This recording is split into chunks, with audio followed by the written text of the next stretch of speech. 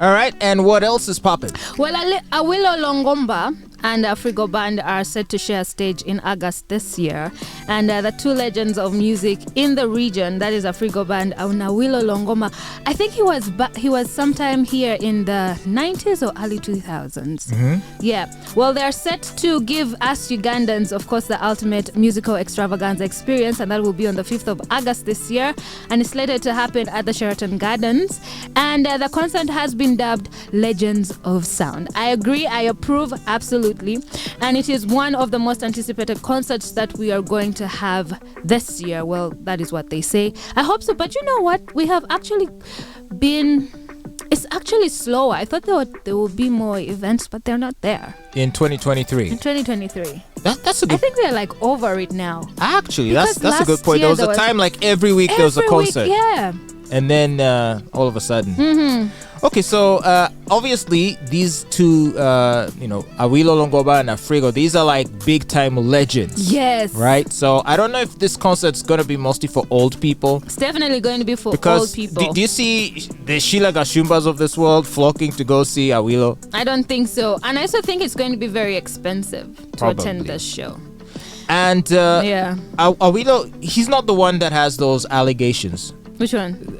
It was Kofi Olomide. Kofi, yeah. Where the dancers were saying that they were being sexually assaulted and over trafficked, something of that sort. There are some wild accusations. Right. Yeah. Right.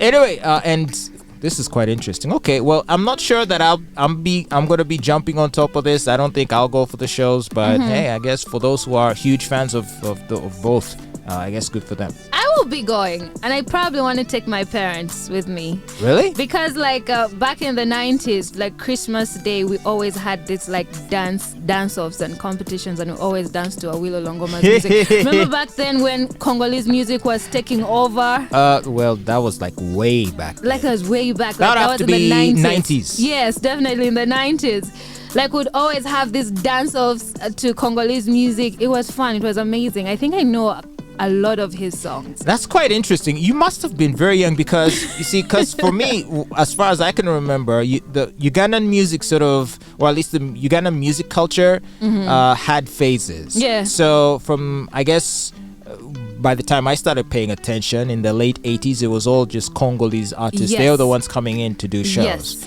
And then in the mid 90s, it became the Jamaican artists. They're the ones who started coming in to do shows. And then somewhere along the way, the Kenyan artists started. The Ogopa DJs became a thing.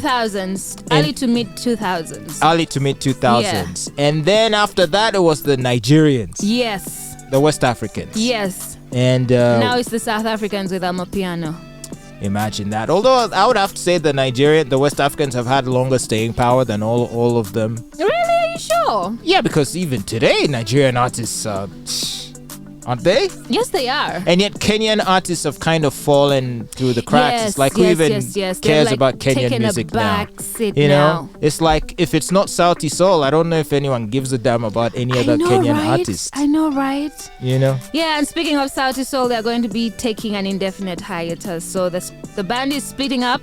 They're not going to be making music together. However, they'll be making music individually. But just a minute. They're coming to Uganda for... the Boys to Men. Yeah. Aren't they performing alongside Boys to Men? Yes, they're going to be the curtain raisers for Boys to Men. They're not performing with Boys to Men, but they're going to be the curtain raisers. I've had a lot of people, especially on social media and just, within the people I've been able to interact with, they're like, the reason they're going for Boys to Men is because they want to see Sauti Sol perform.